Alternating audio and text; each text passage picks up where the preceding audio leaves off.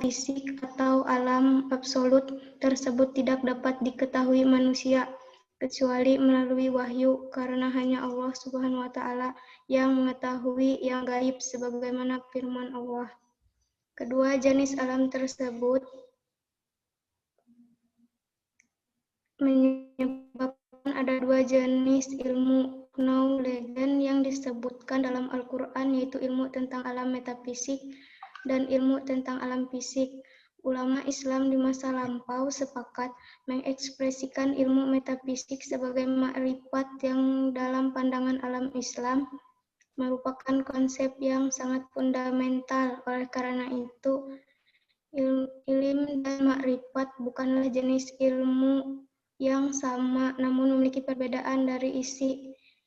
Namun juga objek ilmu tersebut, ilmu dapat berupa praktek dan teori yang merupakan al-persalan dapat disebut sebagai sains, sedangkan makrifat merupakan jenis ilmu yang dicapai melalui pengalaman hati dan fakultas internal yang dibimbing oleh wahyu dalam pencapaian kepuasan.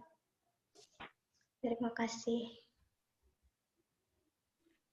Ya, terima kasih. Kalau ada yang dipertanyakan, silakan. Pertanyaan.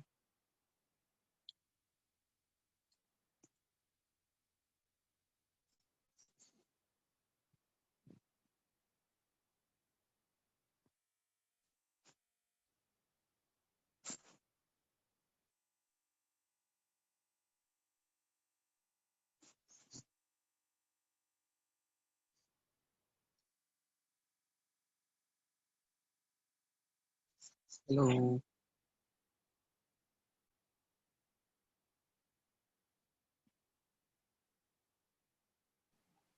Ayo silakan kawan-kawan dibuka kesempatan ya untuk diskusi. Silakan kalau ada yang ingin bertanya.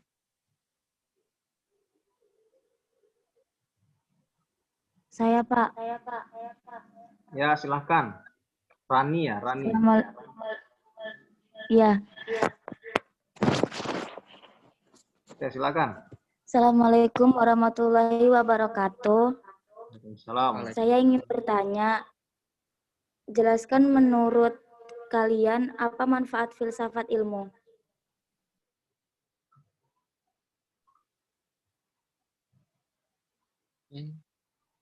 Ini langsung jawab atau ditampung dulu, Pak?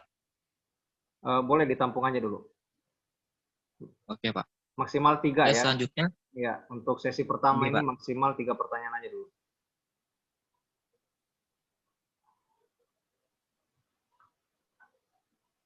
Yang kedua, silakan. Saya, Pak. Fitriani izin bertanya. Oke, silakan. Pada makalah halaman 6, meskipun Al-Quran menyebutkan perbedaan antara alam metafisik dan fisik, namun keduanya tidak dapat dilepaskan satu dengan yang lainnya. Karena tujuan untuk mempelajari alam fisik adalah menunjukkan kepada ilmu tentang alam metafisik. Perbedaan yang disebutkan di dalam Al-Quran itu apa saja? Terima kasih.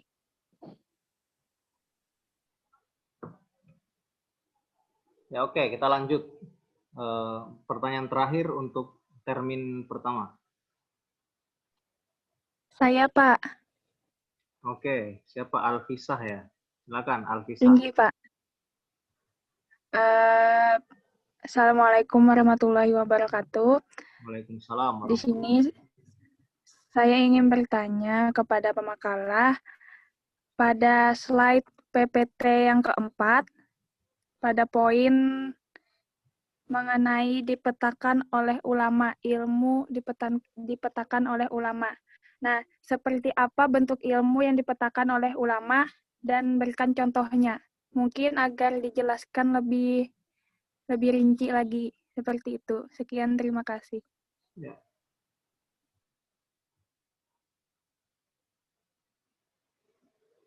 Oke.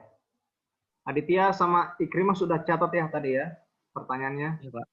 Oke, silahkan direspon.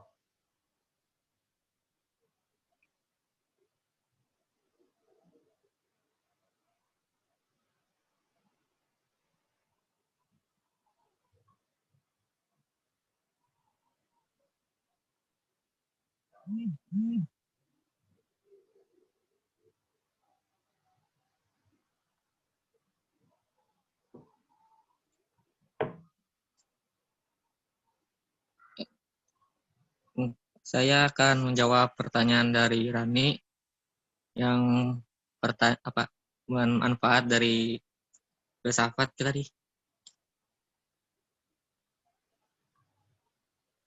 Menurut saya, manfaat filsafat itu agar manusia lebih terdidik dan memiliki pengetahuan serta mampu untuk menilai hal-hal yang di sekitar secara objektif. Terus menjadikan manusia lebih bijaksana dalam menjalani kehidupan dan bisa memiliki pandangan yang luas dan terhindar dari sifat egosentrisme. Itu aja.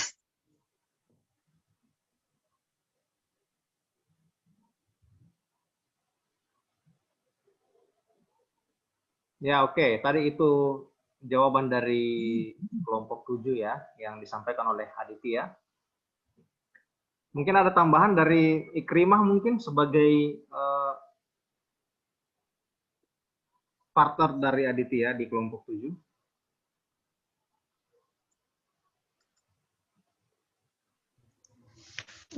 Kalau menurut saya, manfaat mempelajari filsafat ilmu adalah untuk melatih kita untuk berpikir kritis dan membuat kita mampu menghargai sudut pandang dari orang lain.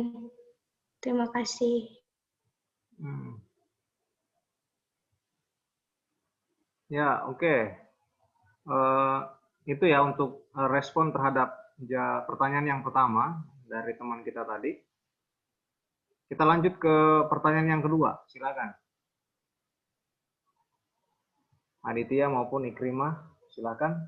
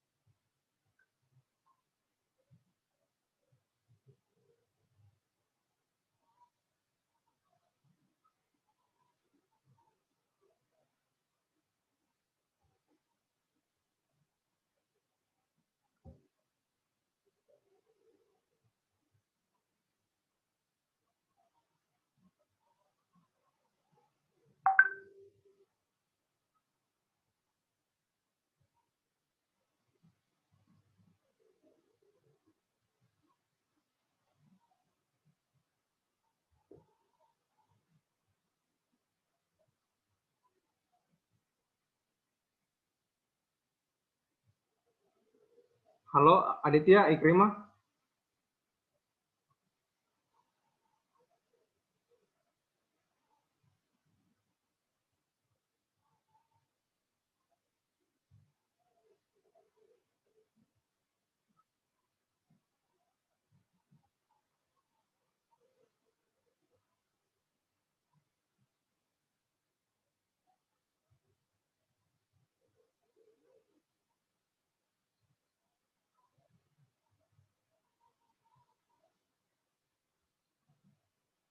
Adit, masih ada ya?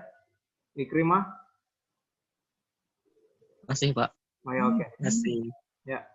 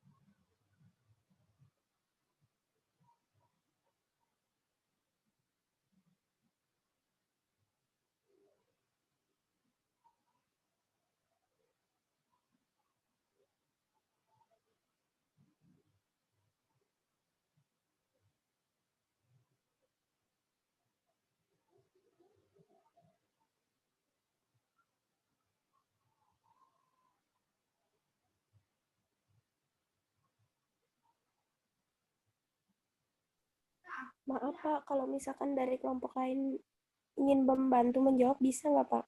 Boleh aja. Sip. Bila ada. Baik Pak. Lagi nyari jawabannya mungkin Pak yang dari kelompok Adit sama Ikrimah. Ya, ya. Kalau ada yang mau menambahkan dari kelompok lain, boleh.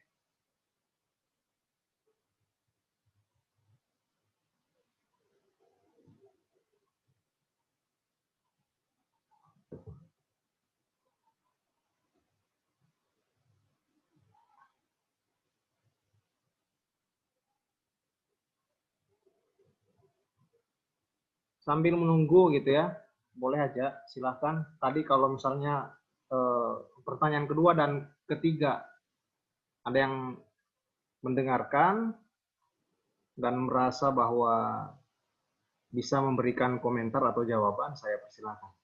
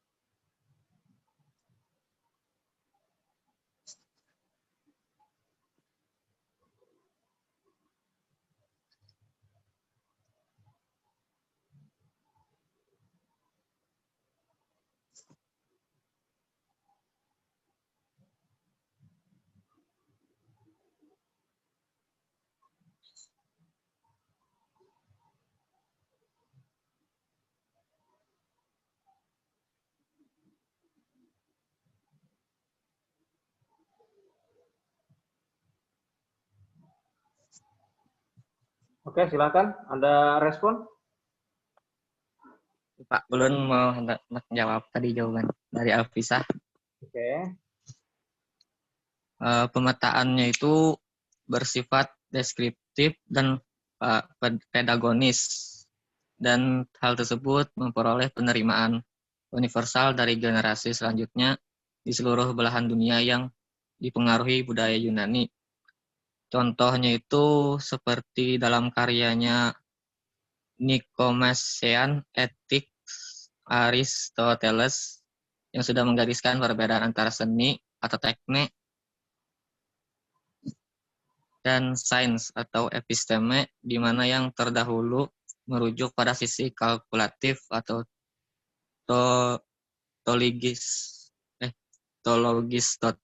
tologistikon, jiwa rasional manusia dalam menangani hal-hal yang berubah dalam kesehariannya. Sementara yang belakangan pada sisi ilmiah atau epistemonikon ketika menangani identitas mutlak seperti kebenaran penting matematika. Nah itu. Sekian. Jawaban 2. Ya, bagaimana penanya tadi? Adit, tadi bisa diulang tadi itu kan katanya bersifat deskriptif sama apa tadi satunya? Bentar. Deskriptif dan pedagonis.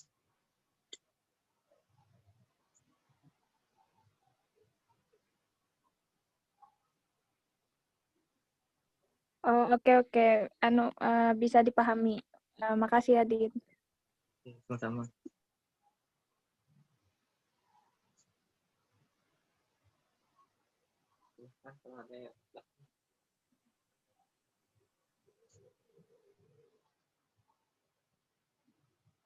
Oke, kita lanjut ke pertanyaan ketiga.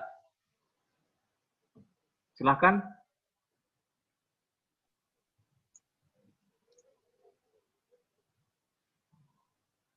Pertanyaan ketiga tadi, perbedaan antara fisik dengan metafisik kan, Pak?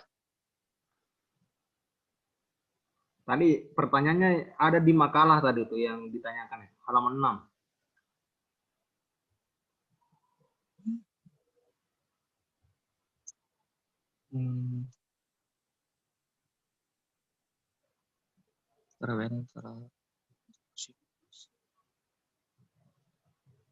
Perbedaan antara alam fisik dengan metafisik itu,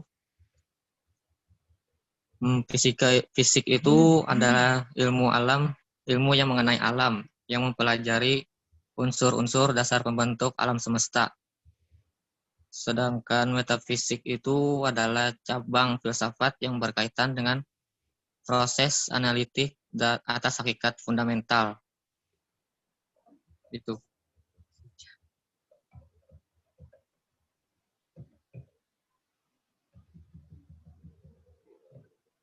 Ya oke, itu tadi penjelasan dari siapa? Adit.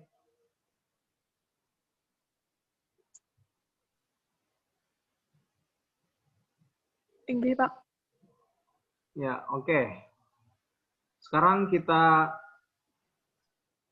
persilahkan kepada teman-teman yang lain, kita buka kesempatan yang kedua atau termin kedua bagi kawan-kawan yang mau menyampaikan pertanyaan, disilahkan ya. Jadi bisa dengan melihat apa yang tadi sudah disampaikan, atau bisa juga setelah teman-teman membaca makalah yang dibuat oleh teman-teman kelompok 7 ini, jika ada hal-hal yang mungkin kurang jelas, yang perlu teman-teman minta untuk diperjelas ya. Oke, saya persilakan kepada teman-teman nih. Pak. Ya, oke. Rahmawati ya. Silakan Rahmawati. Jelaskan apa yang dimaksud dengan ilmu metafisik sebagai ma'rifah yang dalam pandangan alam Islam merupakan konsep yang sangat fundamental. Terima kasih. Itu kalau boleh tahu, itu ngambilnya di mana ya? Di slide atau di makalah? Di slide, Pak. Slide yang ada di bagian terakhir rasanya, Pak.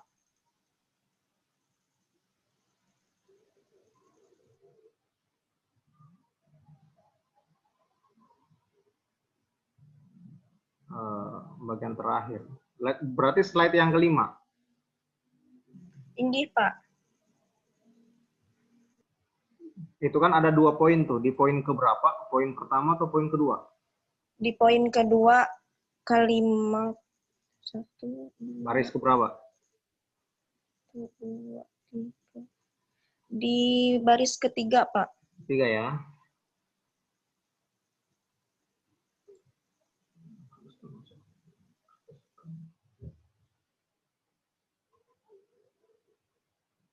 Berarti yang ini ya, baris ketiga itu dari sini ya. Ulama Islam ini ya.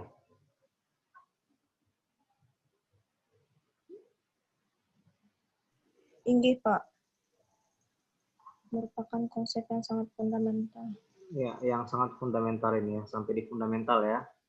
Ini. Ya, oke. Itu di layar sudah saya beri tanda ya. Silahkan teman-teman kelompok 7 untuk menggarisbawahi juga dan difikirkan atau dicari sambil dicari jawabannya. Oke, saya persilakan selanjutnya jika ada yang ingin bertanya.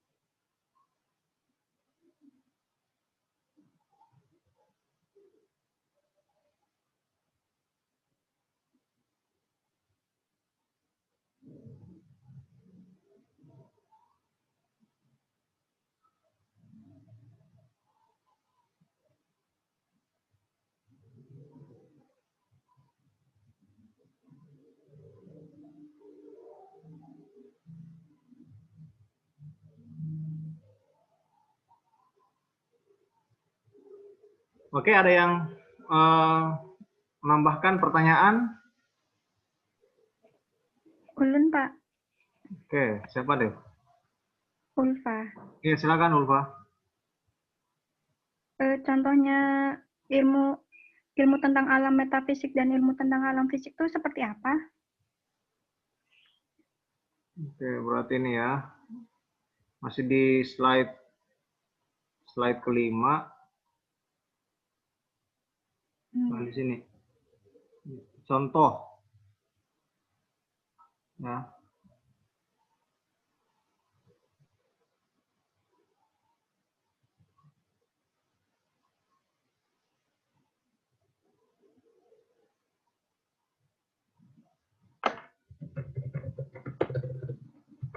Contoh ilmu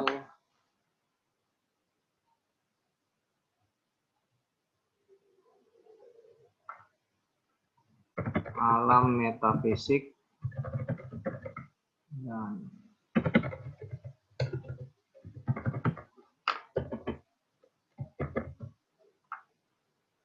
Oke, ini pertanyaan yang kedua.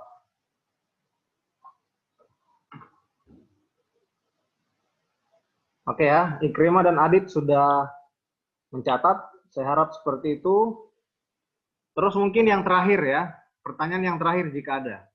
Saya persilakan. Pertanyaan yang ketiga untuk termin yang kedua ini. Ulun, Pak. Siapa itu? Nur Sahida. Oke. Oke, silakan. Apakah materi yang disampaikan oleh pemateri ini ada hubungannya dengan sains?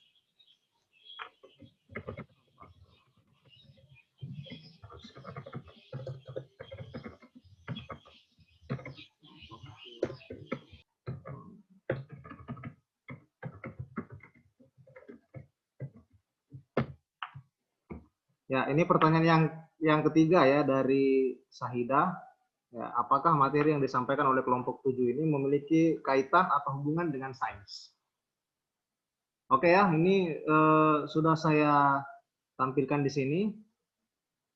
Silahkan kepada Aditya maupun Ikrimah untuk menyampaikan responnya terhadap 3 pertanyaan yang dilontarkan oleh kawan-kawan. Silakan.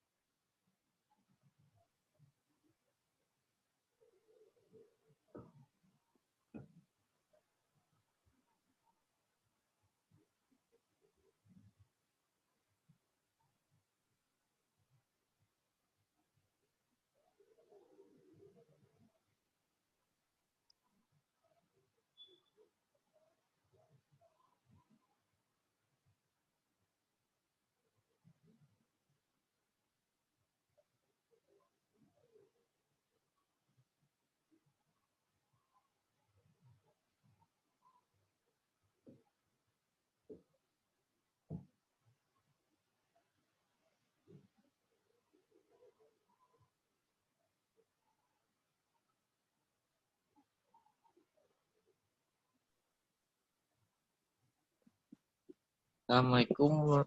Saya ingin menjawab pertanyaan yang contoh ilmu alam metafisik dan alam fisik. Ya, oke, silakan. Contoh dari alam fisik itu semua hal yang dapat dicerna oleh panca indera, baik dengan bantuan alat maupun tanpa bantuan alat di dunia ini. Dan contoh alam metafisik itu adalah akhirat. Karena dunia alam begitu itu. Ya, oke.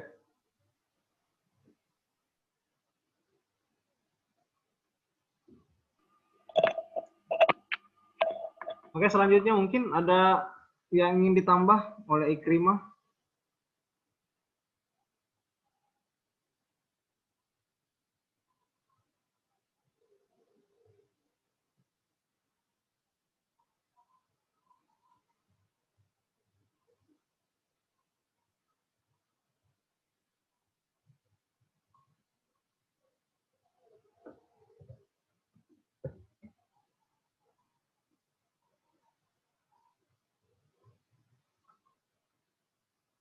Oke, kalau nggak ada, saya persilakan untuk melanjutkan ke pertanyaan berikutnya.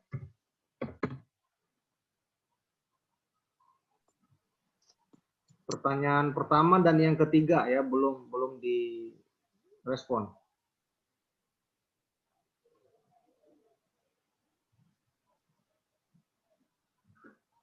Oke, silakan.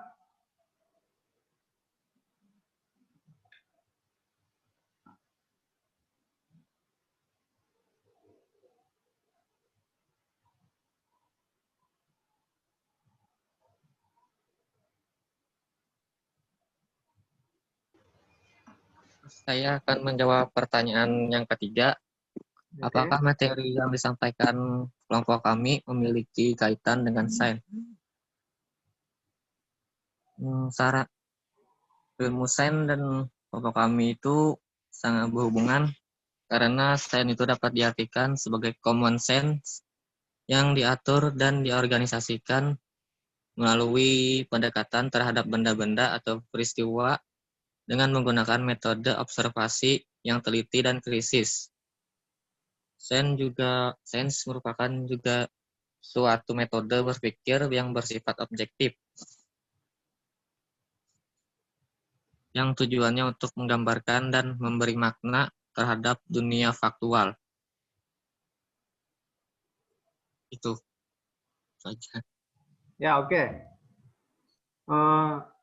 Itu jawaban dari pertanyaan yang ketiga tadi ya. Apakah materi yang disampaikan oleh kelompok 7 ini memiliki kaitan atau hubungan dengan sains?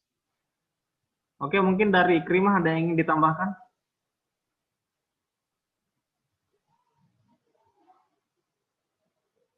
Kalau nggak ada, kita lanjut ya ke pertanyaan pertama yang belum dijawab.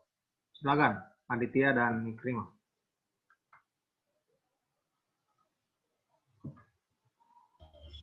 Terima kasih jawabannya Aditya. Ya, oke. Silakan ke pertanyaan yang pertama ya. Tadi yang ditanyakan itu adalah maksud dari pernyataan yang ada di slide yang berbunyi ilmu metafisik sebagai ma'rifah ya, yang dalam pandangan alam Islam atau world view Islam itu merupakan konsep yang sangat fundamental. Nah, itu mungkin minta penjelasan dari kelompok 7 untuk memberikan detail ya dari apa sih yang dimaksud dengan pernyataan tersebut.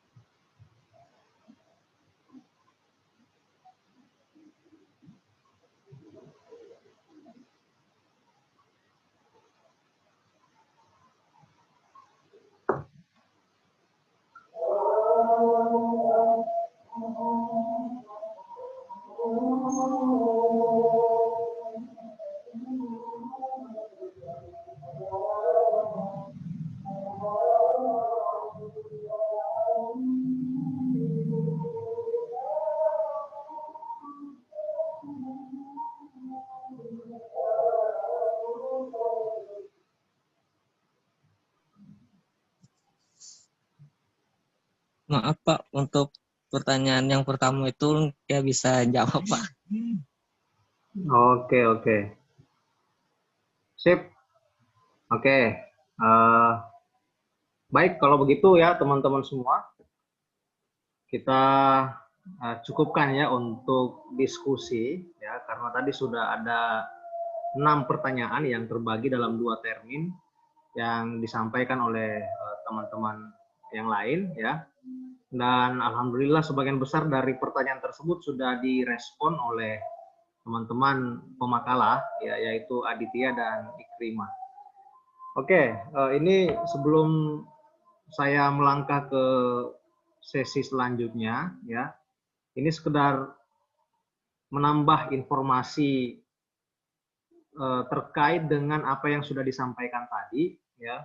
Dan juga sekaligus ini saya akan berusaha untuk memberikan penjelasan mengenai apa yang ditanyakan tadi oleh teman kita terkait dengan maksud dari pernyataan ya yang pada slide kedua slide kelima ya, di poin kedua yang telah dibuat oleh teman-teman kelompok 7 ini. Di situ ada redaksi yang berbunyi, saya baca dari yang pertama ya biar kalian bisa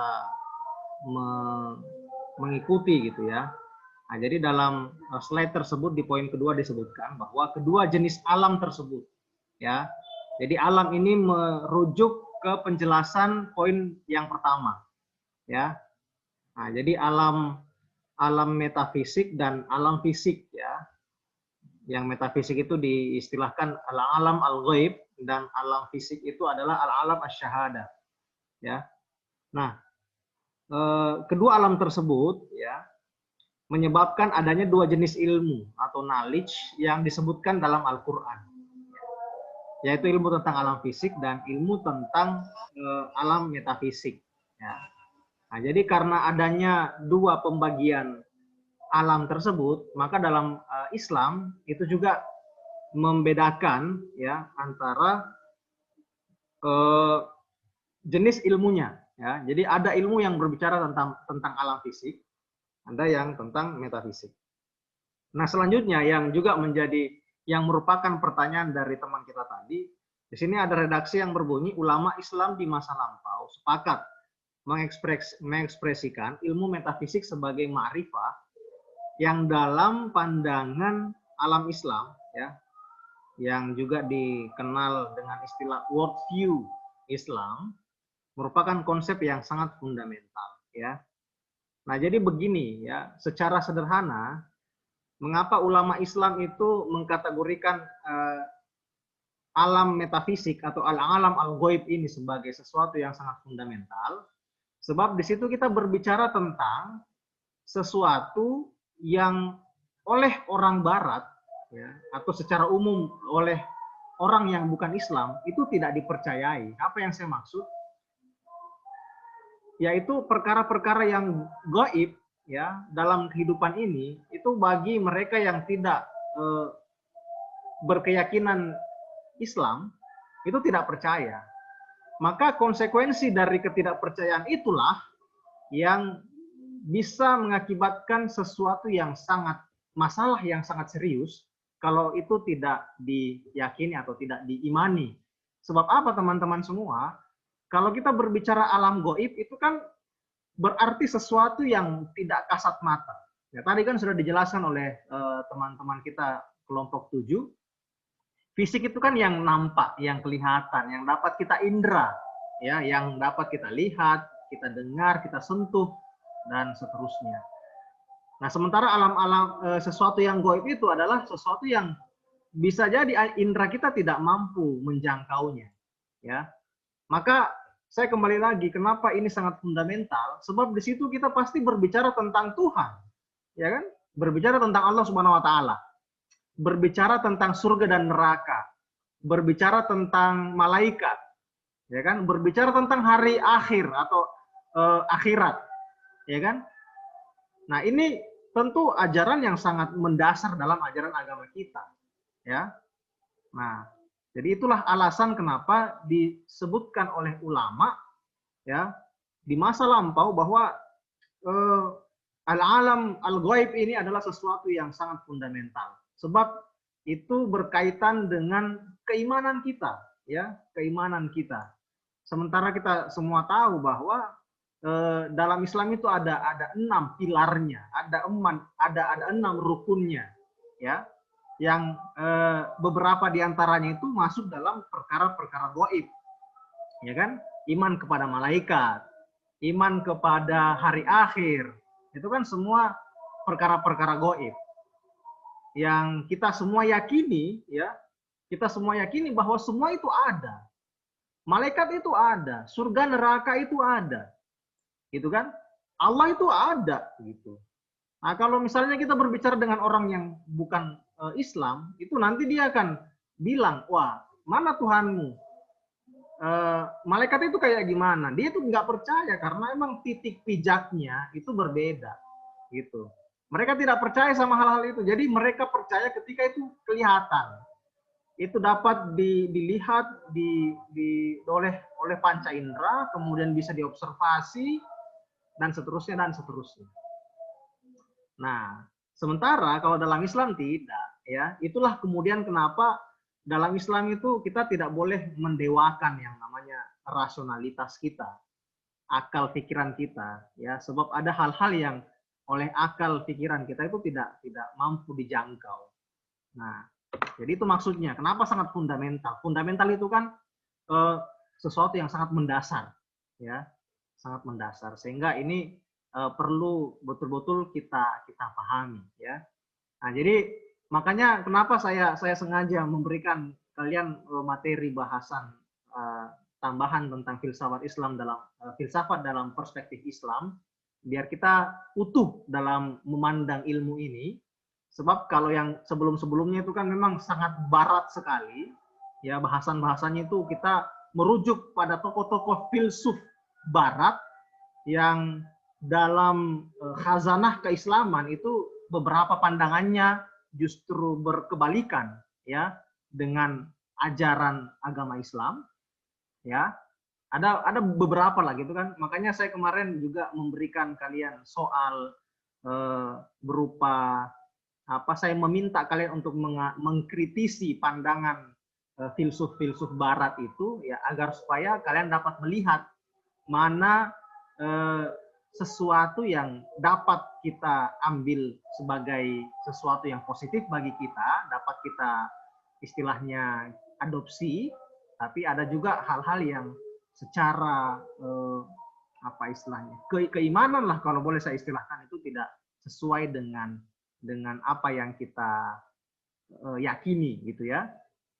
Saya ambil contoh misalnya begini, ada seorang filsuf barat yang bernama Jean-Paul Sartre, ya. Jadi dia akrab atau familiar dikenal dengan Sartre, ya.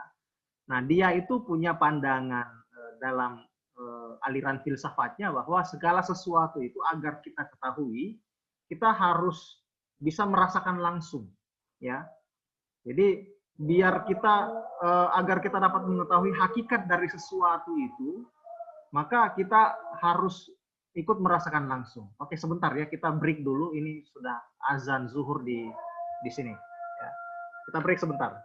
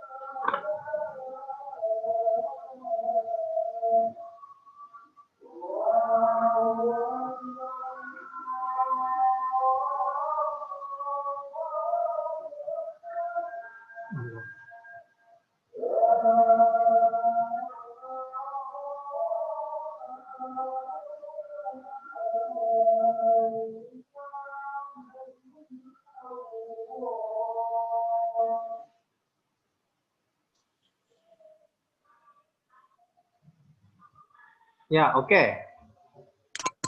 Saya lanjutkan ya teman-teman semua. Jadi tadi saya mengambil contoh ya bagaimana kemudian ketika kita berbicara semata-mata filsafat barat, maka ada hal-hal yang itu bisa sangat bertentangan dengan keyakinan kita sebagai seorang muslim. Misalnya tadi saya kasih contoh si Sartre itu. Jadi kalau misalnya Anda ingin menjadi pengikutnya Sartre dengan aliran filsafatnya, maka ketika ingin memahami sesuatu hakikat, maka harus merasakannya. Jadi misalnya ketika, anggaplah sebagai contoh, kita dalam Islam nih mengatakan bahwa khamar itu haram hukumnya, ya banyak ataupun sedikit, ya qaliluhu wa kasiruhu haramun dalam dalilnya itu, dalam hadis Nabi disebutkan, ya. Jadi sedikit banyaknya itu haram yang namanya khamar. Nah, bagi yang beraliran filsafat Sartre, maka seperti itu belum bisa dikatakan benar, ya, karena bagi Sartre itu ya kita rasakan dulu, ya, gitu kan? Apakah betul yang namanya khamar itu memabukkan, ya? Kalau kita dalam Islam mengatakan ya tidak perlu dibuktikan lah karena dalil ada yang berbunyi seperti ini. Bagi dia tidak. Kalau mau membuktikan khamar itu memabukkan, coba dulu, ya. Nah, ini kan bermasalah, gitu ya. Dan ini bisa berembet ke hal-hal yang lain gitu kan. Misalnya kalau kita berbicara tentang LGBT ya, lesbianisme, biseksual, transgender dan gay gitu kan. Jadi kalau misalnya dalam Islam itu mengatakan bahwa yang namanya perilaku lesbianisme atau gay ya, menyukai sesama jenis itu haram, ya maka bagi orang yang berkeyakinan aliran filsafatnya Sartre itu tidak bisa kita katakan bahwa itu akan menimbulkan bahaya, bla bla bla dan seterusnya. Nah, tapi bagi Sartre itu harus dirasakan dulu gitu kan, harus dulu kita terjun langsung ya untuk mendalami hakikat yang ada dalam fenomena tersebut. Nah, ini yang saya maksud gitu kan, bahwa tidak semua juga pandangan filsuf barat itu kita terima mentah-mentah, sebab ada hal-hal yang secara prinsipil itu tidak sejalan dengan ajaran kita. Makanya saya ulang lagi bahwa kenapa dalam pelajaran filsafat ilmu ini atau kuliah filsafat ilmu ini saya ingin menyandingkan antara filsafat barat dengan pandangan para tokoh-tokoh filsafat Islam sendiri, gitu ya. Nah, sehingga ini saya kira kalau kita baca makalah yang sudah disarikan dari bukunya Dr. Adian Husaini dan kawan-kawan yang telah dibuat oleh teman-teman kelompok 7 ini, maka kita kalau kita betul-betul membaca secara mendalam, kita akan mendapatkan sebuah wawasan yang sangat bermanfaat, gitu ya. Misalnya ini yang saya masih munculkan screen-nya di sini yang di slide kelima, ini kan disebutkan ya bahwa al-alam al-ghaib itu adalah sesuatu yang absolut ya. Jadi walaupun tidak dapat kita indra, tidak dapat kita lihat, tidak dapat kita sentuh ya, tapi itu sebetulnya sesuatu yang absolut ya, yang manusia itu mengetahuinya melalui informasi yang ada dalam Al-Qur'an atau wahyunya Allah ya. Gitu. Jadi tidak satupun manusia yang mengetahui hakikatnya, hanya Allah yang tahu itu, ya. Nah, jadi perkara-perkara gaib yang tadi kita singgung atau dengan istilah lainnya adalah perkara-perkara metafisik, maka itu kita hanya bisa tahu informasinya dari Al-Qur'an, ya, sebab itu adalah firman Allah. Makanya ini saya coba berikan kalian contoh gitu ya, bahwa kenapa alam metafisik ini bagi umat Islam itu sesuatu yang harus kita imani. Saya ambil contoh dalam Al-Qur'an gitu ya, dalam Quran surah Al-Baqarah ayat 2 disebutkan a'udzubillahi minasyaitonirrajim, dzalikal kitabu la raiba fi hudal lil muttaqin. Ya. Jadi disebutkan bahwa kitab itu ya, Al-Qur'an yang dimaksud di sini adalah kitab yang tidak ada keraguan di dalamnya. Hudan, petunjuk lil muttaqin, bagi orang-orang yang bertakwa. Ya. Nah, di ayat berikutnya itu dijelaskan siapa aja sih yang disebut dengan orang-orang yang bertakwa itu. Ya. Nah, di antara golongan orang yang bertakwa adalah allazina yu'minuna bil ghaibi. Ya kan? Yaitu orang-orang yang percaya, yang mengimani perkara-perkara gaib. Nah, jadi di sini kan dari halaman pertama ya, Al-Qur'an itu sudah disinggung tentang perkara-perkara metafisik yang mana kita sebagai umat Islam ketika kita percaya hal-hal metafisik itu sesungguhnya kita bisa dikatakan telah memiliki salah satu ciri dari orang-orang yang bertakwa, ya kan? Karena ya saya ulang lagi, dalam ajaran agama kita metafisik itu berbicara tentang contohnya adalah surga, neraka, malaikat, ya bahkan Allah Subhanahu wa taala. Ya. Tidak satupun makhluknya yang pernah melihat Allah Subhanahu wa taala. Bahkan hatta Rasulullah SAW ketika beliau di peristiwa Isra Mi'raj gitu kan, sampai naik ke langit itu, ke Sidratul Muntaha, itu beliau belum bisa ya melihat Allah. Ya. Nah, jadi itu kawan-kawan yang perlu dipahami ya. Nah, lalu kemudian di sini juga masih di slide kelima dijelaskan tentang perbedaan antara ilmu ya dan ma'rifah gitu ya. Bahwa kalau ilmu-ilmu yang secara fisik ya atau yang ada yang dapat kita lihat itu oleh salah satu tokoh atau cendekiawan muslim yang bernama Al-Parslan itu menyebutnya sebagai sains ya, ilmu sains.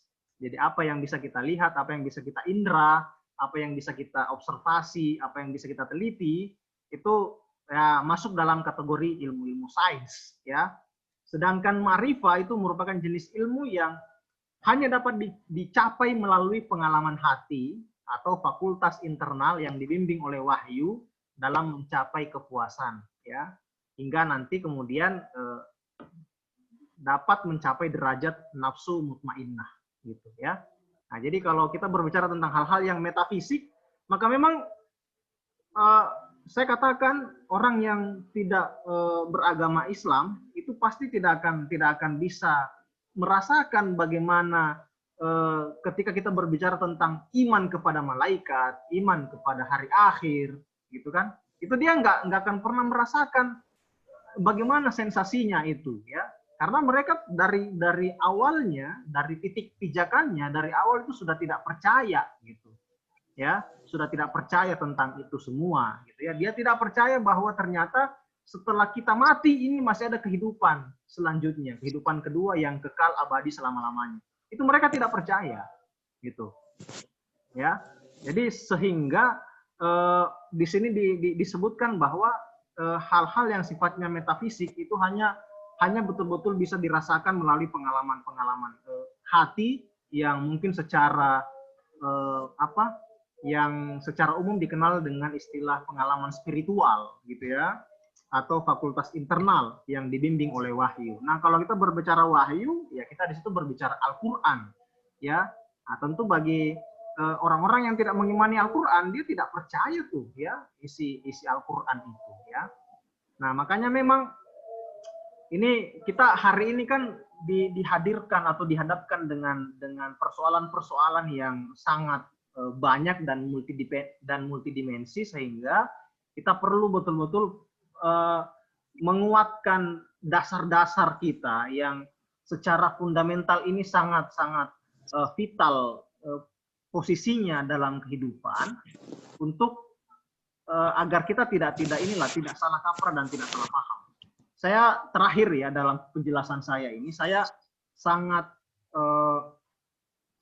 ini kan mungkin kawan-kawan sudah melihat juga gitu ya berita yang akhir-akhir ini viral gitu kan.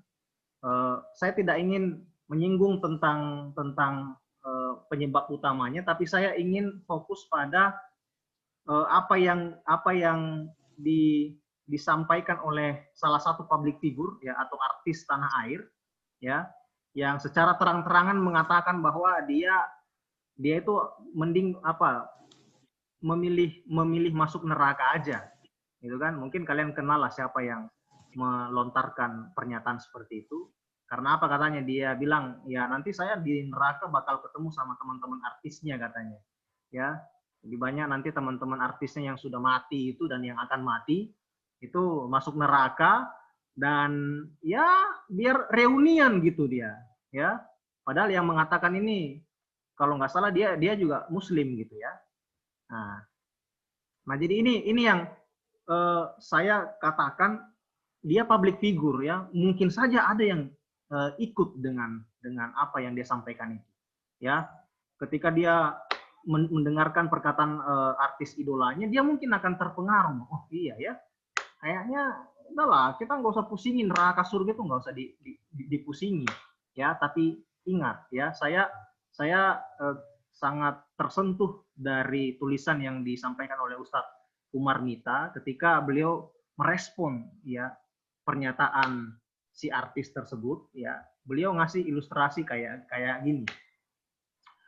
Kalau sekiranya Aditya atau saya yang mengatakan ketika saya atau Aditya ini ditinju sakit, itu ya biasa aja gitu ya. Artinya ya memang sakit karena saya dan Aditya ini bukan seorang petarung petinju gitu ya atau semacamnya ya. Jadi kalau sakit ya memang sakit gitu ya. Nah, tapi kalau misalnya sekelas Mike Tyson yang petinju atau si Khabib Nurmagomedov ya yang pegulat itu, ketika dia ditinju dan mengatakan sakit, itu pasti kadarnya berbeda. Ketika saya mengatakan atau Adit mengatakan sakit ketika sudah ditinju, itu pasti kadar sakitnya berbeda. Karena apa? Mike Tyson itu kan pasti sudah ratusan kali ditinju ya. Khabib apalagi kan udah ratusan kali ditinju, ditendang. Nah, kalau sampai Khabib sendiri yang mengatakan jika misalnya ada yang meninju dia ya, yang meninju dia dan dia mengatakan sakit, pedih, perih, Itu gimana kalau yang ditinju itu adalah saya atau Adit yang tidak terbiasa ditinju. Ya, mungkin sudah pingsan atau mungkin sudah masuk kuburan gitu ya. Nah, sekarang sebagai bentuk respon dari pernyataan si artis itu, neraka itu disebutkan sendiri oleh Allah Subhanahu wa taala, di dalamnya siksaannya sangat pedih. Ya kan? Nah, azabnya Allah itu sangat pedih, ya. Dalam ayat Al-Qur'an ada disebutkan inna azabi lasyadid, gitu kan?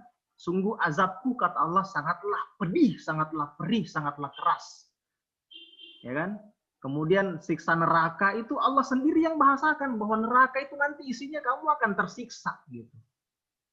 Nah, sekarang pertanyaannya, Allah sendiri ya yang maha kuasa, yang maha menguasai urusan kita, itu mengatakan bahwa neraka itu akan kayak gitu. Nah, bagaimana kalau ada manusia yang dengan entengnya mengatakan bahwa udah deh, saya nanti di neraka aja biar bisa ketemu sama teman-teman artis. Ya kan? Enteng banget dia mengatakan gitu ya. Nah, jadi ini sesuatu yang sebetulnya ya ada masalah ya dalam dirinya dia ya. Tapi yang saya tadi garis bawahi adalah kita sebagai manusia ya yang ya dengan segala informasi mungkin yang telah kita saksikan, kita perlu ya untuk membekali diri semaksimal mungkin fondasi-fondasi dasar yang harus kita miliki sebagai seorang muslim atau muslimah, itu harus kita miliki agar nanti setiap apa yang berasal dari luar itu tidak kita telan mentah-mentah ya. Kita sudah punya filter, kita sudah punya penyaring yang dapat menyaring seluruh informasi-informasi yang ada dari luar itu, sehingga yang masuk nanti ke dalam otak kita, dalam pikiran kita, dalam hati kita itu adalah sesuatu yang baik-baik ya. Tidak semua yang ada dari luar itu baik ya. Oleh karena itu kita perlu mempersiapkan dari sekarang gitu ya, saringan-saringan yang saya maksud itu agar semua yang tidak baik yang berasal dari luar itu bisa kita buang jauh-jauh ya. Nah, jadi ini ya termasuk juga tentang ilmu ini ya. Sekali lagi saya tegaskan kenapa itu diperlukan ya, membedakan antara filsafat barat yang betul-betul murni barat sama filsafat Islam, biar kita teman-teman dapat istilahnya ada perbandingan gitu ya, ada perbandingan ya. Nah, jadi ini diantara tujuan utama dari kita mengikuti perkuliahan ini ya, agar kita bisa tahu gitu ya bahwa dalam belajar pun itu kita juga harus memiliki filter yang baik ya. Saya pribadi sih tidak alergi dengan jenis-jenis ilmu yang ada gitu ya. Silahkan kita baca ya, tidak apa-apa baca buku-bukunya Nietzsche, baca buku-bukunya Sartre misalnya, atau baca buku-bukunya siapa lagi ya, tokoh-tokoh yang sudah kita pelajari lah kemarin ya, filsafat apa itu positivisme, kemudian fenomenologi, kemudian kritisisme dan lain-lain, itu silahkan kita baca ya sebagai upaya kita untuk memperkaya atau memperluas wawasan. Nah, akan tetapi kita juga tidak boleh melupakan identitas kita sebagai seorang ilmuwan muslim ya, untuk tetap kritis ya terhadap hal-hal yang datang dari luar ya. Oleh karena itu tadi saya sudah sampaikan bahwa penting bagi kita untuk menguatkan dasar-dasar kita ya. Insya Allah nanti kalau sudah kuat fondasinya, kuat dasarnya, mau membangun bangunan seperti apapun di atas fondasi itu akan kokoh gitu ya, tidak akan mudah dirobohkan. Nah, kira-kira itu ilustrasi yang bisa saya sampaikan kepada kawan-kawan semua terkait dengan bagaimana kita belajar gitu ya, bagaimana kita membekali diri ini ya untuk kita gunakan sebagai bekal kehidupan yang akan datang, agar nanti kita semua bisa sukses di dunia maupun di akhirat ya. Mungkin itu dulu dari saya, kawan-kawan semua. Saya kira sudah cukup lama kita mengikuti perkuliahan ini, ya. Dan ya ini mungkin sebagai salah satu upaya dari saya, sebab kemarin saya juga mendapatkan aspirasi dari teman-teman bahwa ya kalau bisa sesekali kita kuliah tatap muka, tapi karena kondisi yang masih belum memungkinkan, sehingga saya pun juga belum berani untuk mengiyakan permintaan dari kawan-kawan untuk bisa kuliah tatap muka, sehingga ya dalam beberapa sesi ini ya sampai nanti terakhir ya mungkin akan ada lagi pertemuan dalam bentuk Zoom meeting kayak gini sebagai pengganti ya dari pertemuan offline atau luring yang diharapkan oleh kawan-kawan gitu ya. Jadi saya mohon maaf ya sekali lagi bahwa kemungkinan sampai akhir perkuliahan kita tidak akan dapat melaksanakan perkuliahan secara tatap muka ya, tapi ya inilah sebagai upaya kita biar tidak via WA group terus ya. Nah, ini biar ada juga interaksi antara saya dengan teman-teman ya, biar apa yang bisa disampaikan ini bisa lebih maksimal gitu ya. Sebab saya sadari bahwa ketika kita kuliah lewat WA group itu memang sangat-sangat terbatas ya, sehingga kalau kita bisa siasati dengan cara seperti ini ya melalui Zoom meeting ya, kita bisa saling berinteraksi walaupun tidak secara verbal ya, tidak secara apa istilahnya fisik gitu ya, tidak ada kontak fisik dan seterusnya. Nah, tapi kita bisa dipertemukan lewat jaringan seperti ini ya. Dan untuk kehadiran tadi saya lihat kita sempat mencapai 30 partisipan, yang itu berarti semua mahasiswa sebetulnya hadir gitu kan, join lah dalam Zoom meeting kali ini. Tapi memang tadi di tengah jalan kadang-kadang ada yang keluar, dan saya juga pantau di grup memang karena kendala jaringan gitu ya, ya itu kita nggak bisa paksakan dan saya maklumi hal itu ya. Jadi untuk pertemuan kali ini saya nyatakan semua hadir lah, sekalipun mungkin tidak dapat mengikuti secara maksimal. Nah, tapi nanti untuk pertemuan ini kebetulan tadi saya sempat rekam ya, dan sampai sekarang masih saya record, masih saya rekam. Nanti mungkin akan saya share file video ini ke akun YouTube saya biar nanti kawan-kawan bisa mengikuti lagi jika memang ada hal-hal yang ingin dikonfirmasi lebih lanjut ya.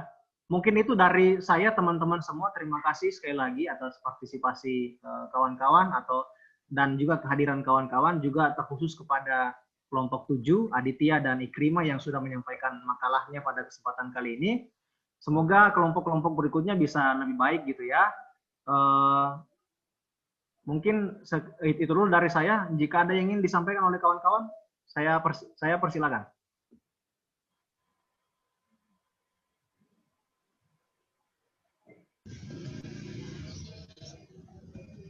Ada yang ingin disampaikan mungkin? Nggak ada, Pak. Nggak ada ya? Oke, baik. Teman-teman semua, saya kira itu dulu ya. Ini saya cukupkan untuk rekamannya.